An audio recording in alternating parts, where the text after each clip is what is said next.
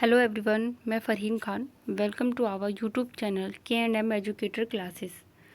बच्चों, हम जो है साइंस की NCERT फुल बेस सिलेबस करा रहे हैं और उसमें जो है 7th क्लास की जो साइंस है उसमें आपके जो है 5 चैप्टर चल रहा है, जिसमें कि 4 चैप्टर मैं आपको कंप्लीट करा चुकी हूँ।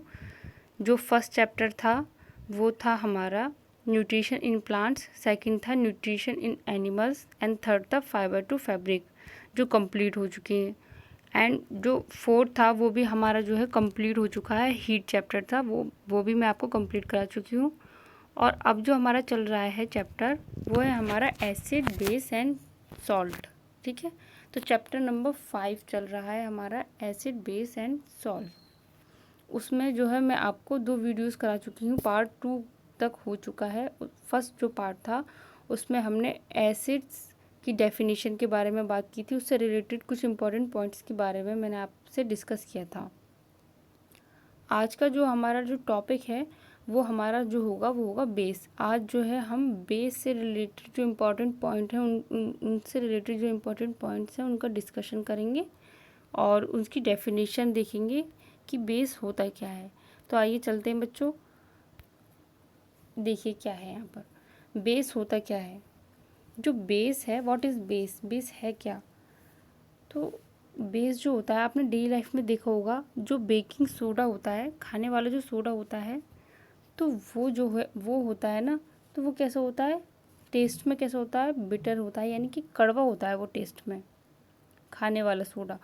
और जब हम उसको हाथ में लेंगे तो वो साबुन की तरह जो है चिकना होगा, है ना। तो यहाँ पर बेस की बात करते हैं। बेस है क्या, बेस बिटर टू टेस्ट, कैसे होंगे कि टेस्ट में कड़वे होते हैं। सोपी टू टच, और टच करने पर हमें सोप जैसा जो है फील होता है। Water soluble base are called, जो वाटर में सॉल्यूबल बेस होंगे are called alkali. All alkalis are bases but all bases are not alkalis. ठीक है। टर्न्स रेड लिटमस ब्लू, और जो लिटमस पेपर होता है उसको जो है ये ब्लू कर देते हैं। ये इनकी मेन जो है प्रॉपर्टी है कि ये लिटमस को क्या करते हैं, ब्लू करते हैं। पीएच जो होता है इनका ग्रेटर देन 7 के अबव जो है इनका पीएच स्केल पर इनका पीएच वैल्यू होती है। ठीक है। जो एसिड होता है, एसिड उनकी पीएच वैल्यू कितनी होती है। अब क्वेश्चन यहाँ से बन जाता है कि एसिड्स की कितनी होती है पीएच वैल्यू, बेस की कितनी होती है। तो एसिड जो है इनकी पीएच वैल्यू होती है 0 to 7। ठीक है। इसके अबव, इसके बिलो यानी कि 0 to 7 तक ही जो है इनकी पीएच वैल्यू रहेगी। जिसकी पीएच वैल्यू जो है 0 से 7 तक होगी वो एसिड्स होगा। ठीक है। उसकी जो नेचर होगा वो एसिड्स होगा। और जिसकी जो है 7 से अबव होगी that is called a base, base कहलाएगा वो। ठीक है। जो 7 से 14 के अबव होगी, 7 से 14 के जो है बिटवीन होगी। ठीक है। 7 से अबव एंड 7-14 के बिटवीन।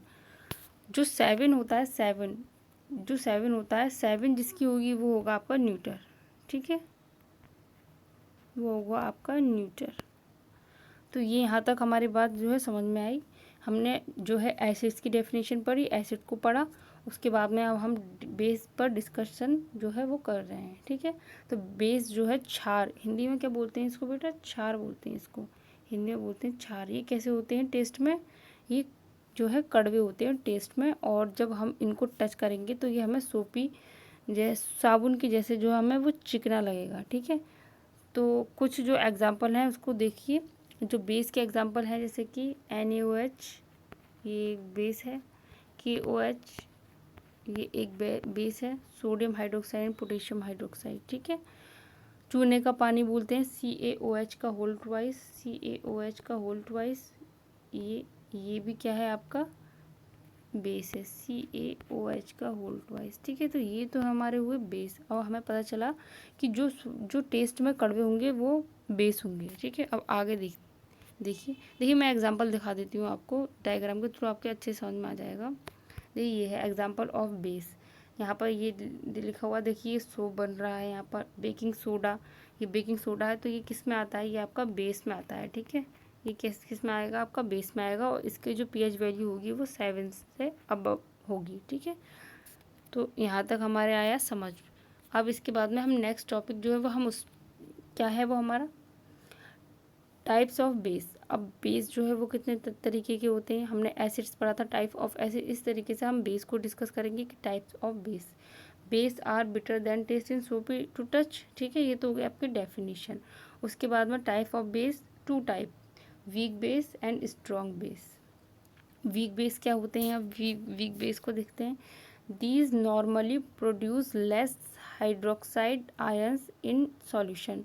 जैसे कि एग्जांपल है इसका magnesium hydroxide and ammonium hydroxide, ये तो होंगे आपके वीक बेस।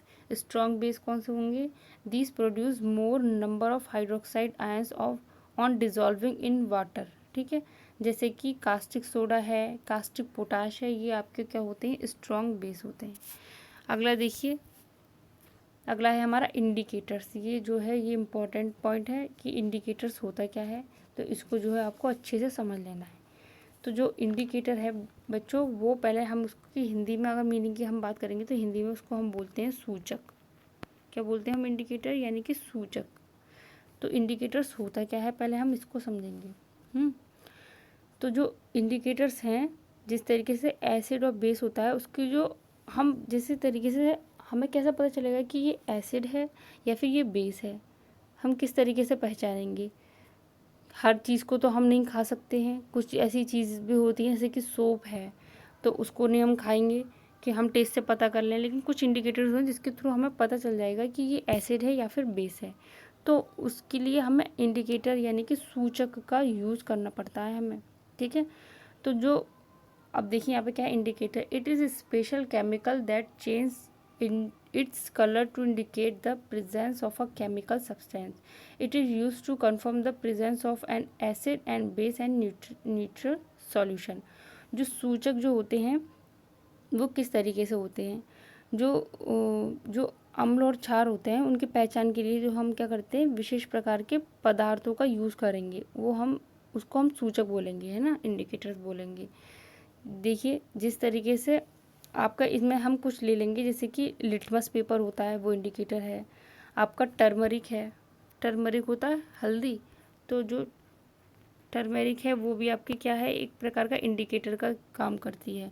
गुड़हल है होता है ना, गुड़हल, उसकी जो पंखुड़ियाँ होती हैं, उसके जो पेटल होते हैं, वो भी एक इंडिकेटर्स का यूज़ काम करती हैं। तो ये सारे जो है नेचुरल इंडिकेटर हैं, यानी कि प्राकृतिक रूप से पाए जाते हैं ये, ठीक है। तो इसके द्वारा जो है हम जो है पता कर लेंगे कि ये एसिड है, इसकी नेचर या फिर इसका नेचर जो है वो बेस है। तो वो हम किस तरीके से करेंगे, अब देखिए यहाँ पर जो नेचुरल इंडिकेटर्स हैं उसका क्लासिफिकेशन दे रखा है यहाँ पर, litmus, turmeric, china rose and red cabbage, ठीक है। तो अब देखिए मैंने यही बताया था आपका, जो लिटमस है it is extracted from lichens. जो लिटमस पेपर होता है हमारा, लिटमस पेपर जो होता है हमारा, वो हमें किससे मिलता है, वो हमें लाइकेन से मिलता है लिटमस पेपर, ठीक है।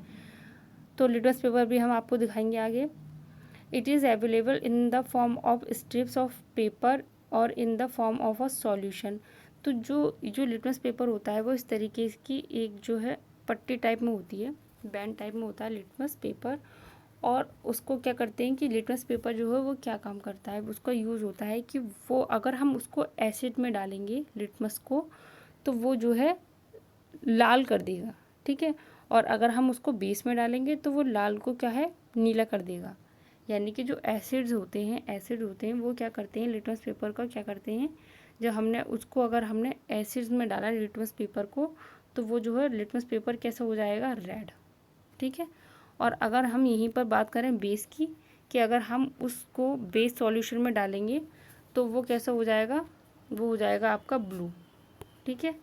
तो ये होता है, जो एसिड्स होते हैं वो लिटमस पेपर को तो रेड कर देते हैं, और जो बेस होते हैं वो लिटमस पेपर को क्या कर देते हैं, ब्लू कर देते हैं। देखिए जिस तरीके से ये डायग्राम देखिए, इसमें डायग्राम में दे रखा है, ये लिटमस पेपर है ऊपर, इसको अगर हमने एसिड में जो डिप किया तो ये रेड आ गया है, रेड हो गया। और अगर हम इसको बेस में करेंगे तो ये कैसा हो जाएगा, ये हो जाएगा ब्लू हो जाएगा। तो ये तो होता है आपका, ये इस तरीके से इंडिकेटर्स होते हैं, इसकी तरीके से इनके थ्रू हमें जो पता चल जाता है कि कौन एसिड है और कौन बेस है। अगला देखिए यहाँ पर क्या है, टर्मरिक यानी कि हल्दी। अब जो हल्दी होता है वो भी एक प्रकार का इंडिकेटर्स की तरह काम करता है, मतलब it remains yellow in neutral and acidic solution but turns red in alkaline solution. जो हल्दी होती है वो भी एक प्रकार का आपका क्या काम करता है, वो भी आपका लिटमस पेपर की तरह ही काम करता है, यानी कि इंडिकेटर है वो भी। तो जो हल्दी होती है वो क्या करती है, हल्दी जो है it remains yellow in neutral, neutral में तो वो येलो होगी, ठीक है, एसिडिक सॉल्यूशन, बट जो टर्न्स रेड जो होगी इन एल्कली सॉल्यूशन। जो चाइना रोज होते हैं it turns acidic solution to dark pink, जो जब एसिडिक सॉल्यूशन होगा तो वो डार्क पिंक हो जाएंगे, ठीक है, एंड बेसिक सॉल्यूशन में वो कैसे हो जाएंगे, ग्रीन हो जाएंगे। तो इससे हमें पता चल जाएगा कि यहाँ पर एसिड था या फिर यहाँ पर जो है बेस था, ठीक है। अगला है हमारा red cabbage, it turns acidic solution to red, acidic solution में रेड हो जाएंगे एंड बेसिक सॉल्यूशन में कैसे हो जाएंगे, ब्लू हो जाएंगे। तो आपको बस ये याद रख लेना है कि जो एसिड होते हैं वो लिटमस पेपर को रेड कर देते हैं, ठीक है, और जो बेस होते हैं वो रेड को क्या करते हैं, ब्लू कर देते हैं। इतना आपको ये याद रखना है। तो इससे जो है आपको पता चल जाएगा कि हाँ ये एसिड्स है और ये आपका बेस है।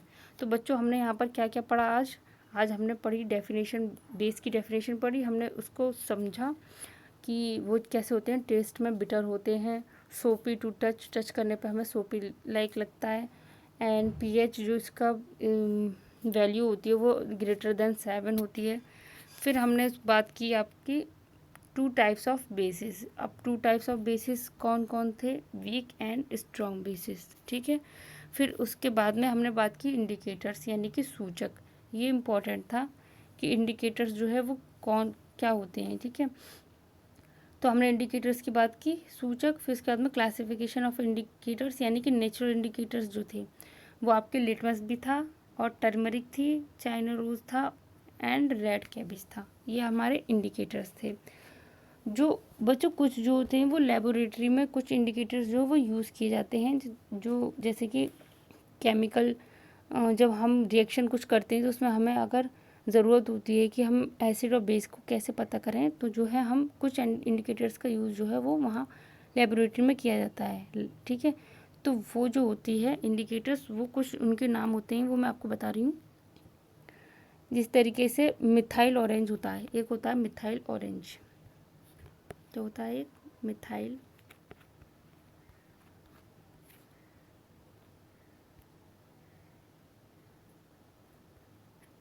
Methyl orange,